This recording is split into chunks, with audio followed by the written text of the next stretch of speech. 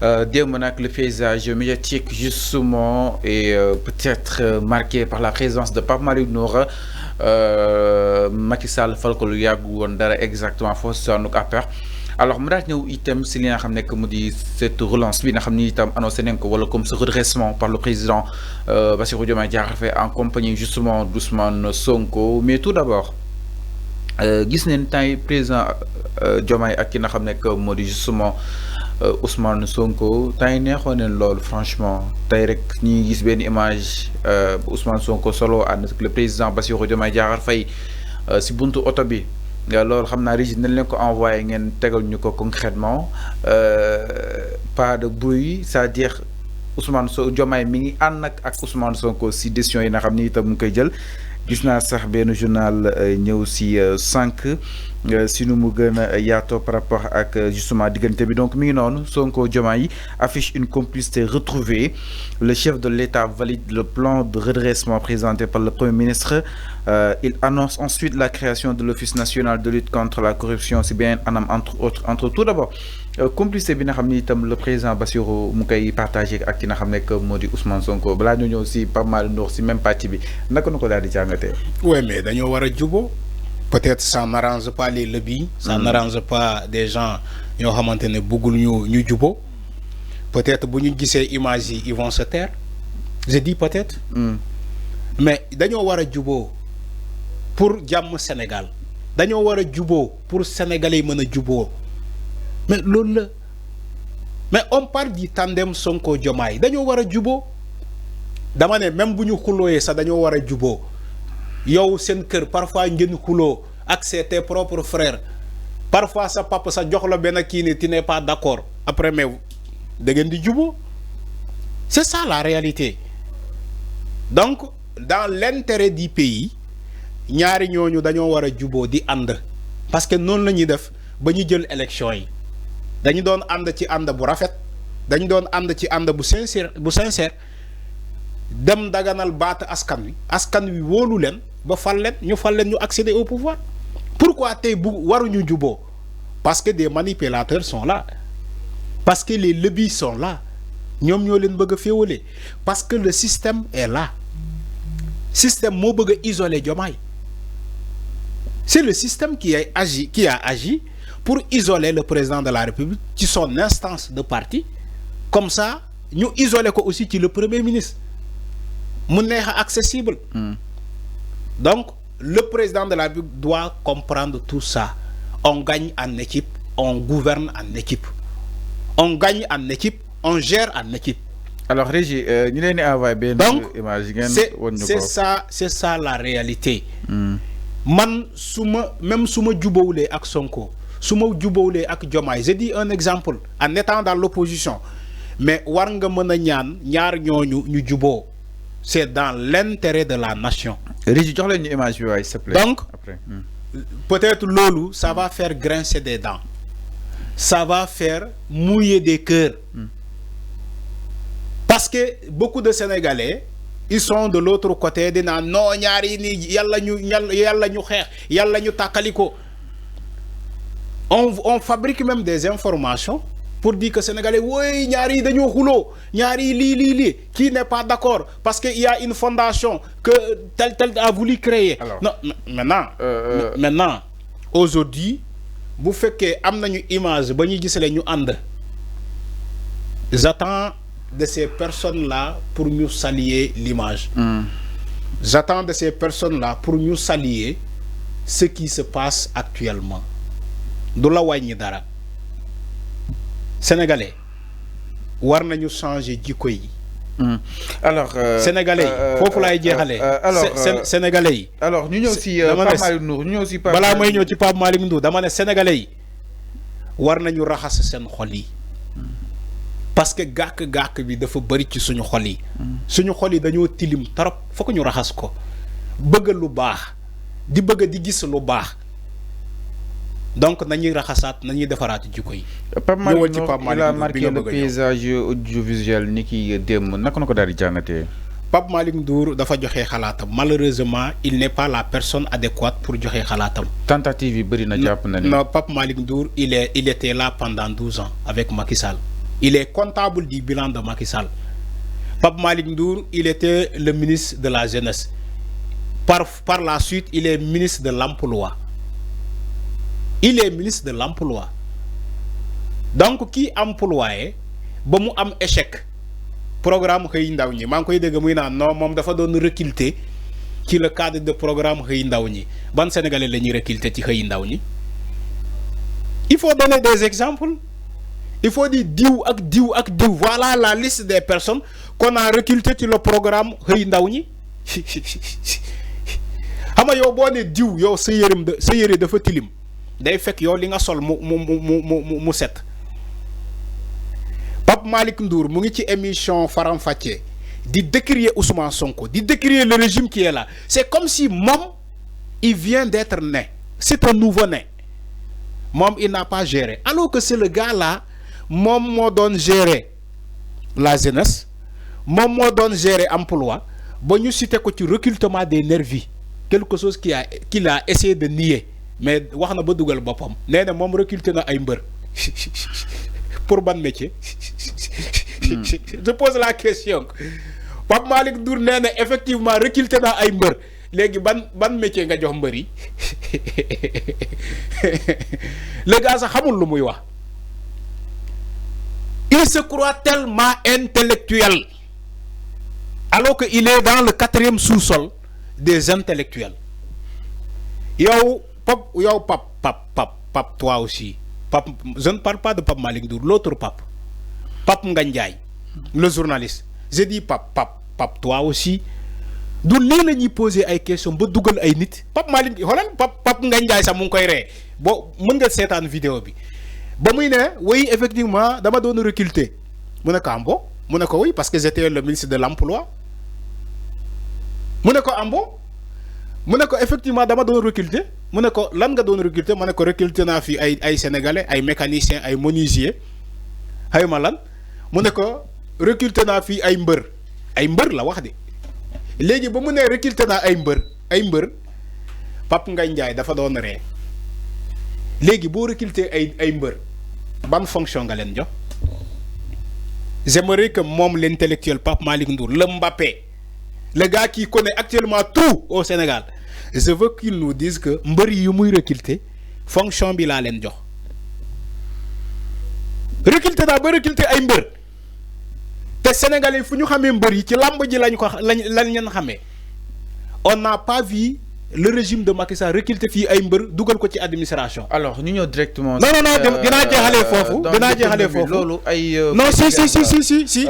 Dans l'économie nee na bi mooy ñeenteel yooyu ñuy tonte 16 mois seulement la jàpp na ni catastrophe la sur économie concrètement naka na ko daal di jàngatee peut-être ñu ñëw si débat dugg si débat bi te éviter débat de personnes. Non, c'est pas débat de personnes. Je parle de Pape Malick Ndour, ce qu'il a développé. Il n'y a pas de débat de personnes. Non, loolu ay mbër la. non Fallou dinaa ñëw ci économie. bu économie Sonko Diomaye. s'il vous plaît. dinaa ñëw ci économie. yow kay da nga maa laaj Pape Malick Ndour toogal seetaan rek. J'ai regardé l'émission ba mu jeex.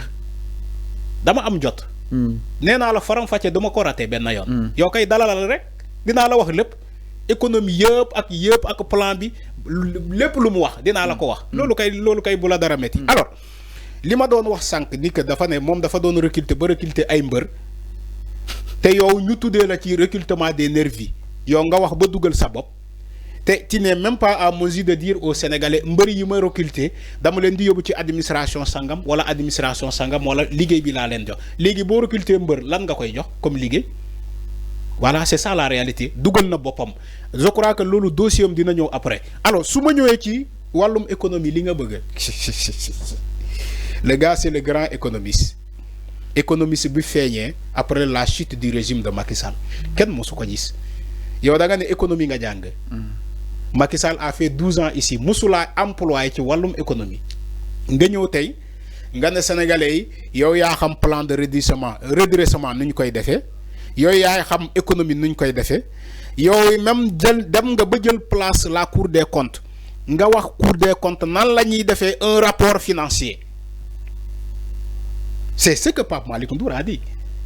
dafa dem ba waxuloo sax ba waxal cour des comptes nan la ñuy defee liggéeyam yow nga fekk nit ki ci liggéeyam di ko jox ay leçon lan la war a defee liggéeyam c'est ce qu'il a fait à la cour des comptes Pape Malick Ndour wax magistrat yi fa nekk seen liggéey bi ngeen def du noonu nii lañ koy defee nii lañ koy defee nii lañ koy defee mu jógee foofu mu dem assemblée nationale fekk fa député yi mu ne leen seen liggéey du noonu nii ngeen koy defee nii ngeen koy defee nii ngeen koy defee mu jógee assemblée nationale mu ñëw primature mu fekk fa premier ministre Pape Malick Ndour qui n'a jamais été premier ministre musu ko jege sax mu ñëw ne premier ministre bi Ousmane Sonko li ngay def nii du noonu 4 mois xaw ma 7 mois lancé nga fi 4 programmes lancé nga programme bi nga changé programme bi nga andi beneen programme nga changé programme bi mu ne Pape yéen fii ci télé bi ngeen nekk bu fekkee chaque mois da ngeen di changer programme wala bés bu ne da ngeen di changer programme da ngeen di dem ba soofu sénégalais gis nga il a comparé deux choses yu bokkul télévision ak état. nga ne télévision effectivement télévision dañ koy changer programme télévision chaque jour ñu changer programme même si duñu laal programme bi ci kii bi mais les heures parfois dañ koy décaler c'est ce qu'il n'a pas compris. Parce qu'il n'est pas journaliste. Alors, si je suis le plan de redressement, il faut lay jeexalee balaa ma lay jox le plan de redressement bi mu wax dem na ba ne Sénégalais yi même Pastef dañu nekk di utiliser le PCE le PSE le plan Sénégal émergent. C'est la première fois laa dégg Pape Malick Ndour ni Sénégalais yi Pastef PSE la ñuy utiliser ma ne ko mais Pape PSE, est-ce que tu t'en rends compte? Est-ce que tu maîtrises même PSE Macky Sall? Est-ce que maîtriser na PSE? Xam nga lan mooy PSE? Les grands chantiers de Macky Sall tabax brique maçon loolu mooy PSE. Mais est-ce que gis nga ñii tabax?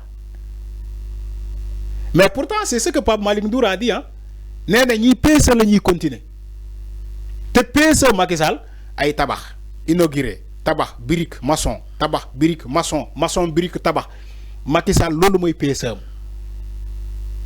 ak bor teg ci bor surfacturation PSE surfacturation maçon brique tabax surfacturation maçon brique tabax loolu mooy PSE.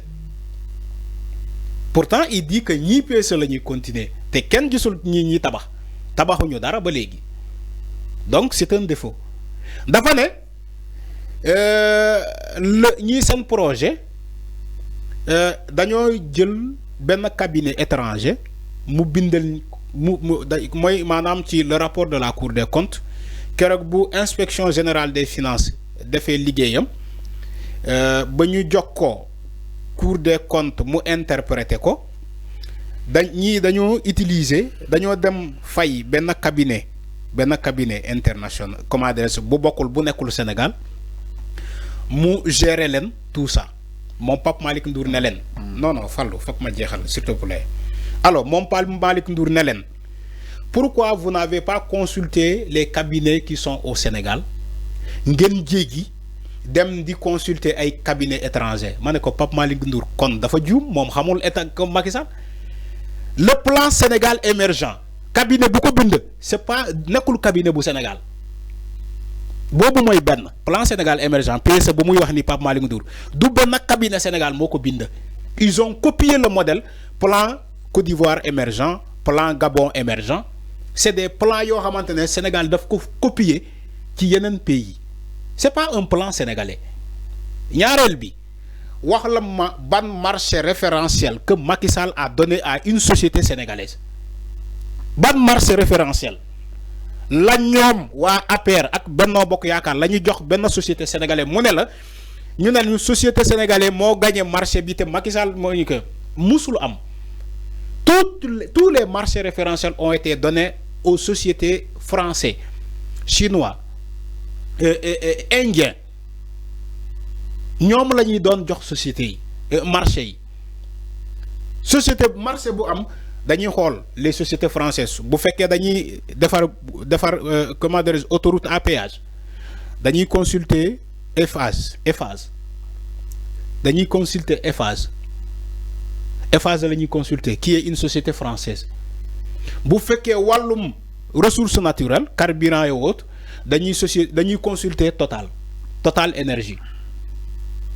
Mais regarde Sénégal fii Sénégal Dakar képp ku bëgg a ubbi station d'essence da ngay laaj permission Total fan lañ ko teg li may wax ni li ma xam la bépp sénégalais bu bëgg a ubbi station d'essence au Sénégal da ngay laaj permission Total ne la mën nga ubbi foofu soxlaw ma ko nga dem jël Total laa la wax.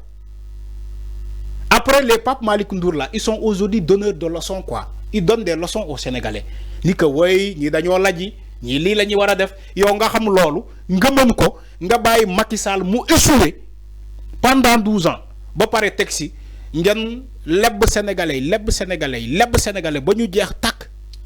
Aujourd'hui tu donnes des leçons aux gens. Soyons honnêtes. Les gens doivent être honnêtes dans ce pays. Il faut être honnête. Donc, c'est ça la réalité. Moi, je vois mal à un Pape Malick Ndour, mais je vois mal à quelqu'un comme lui donner des leçons des gens qui sont là. Je vois mal. Je peux accepter quelqu'un qui géré. Il n'a jamais fait l'État. Mais quelqu'un qui a cheminé avec Macky Sall pendant fort longtemps ici, il vient aujourd'hui, c'est comme si un nouveau-né, il est un bébé lire boutoy xep musul entaché wu d'erreur mu ñew togu ci émission di xabaabal di wax lu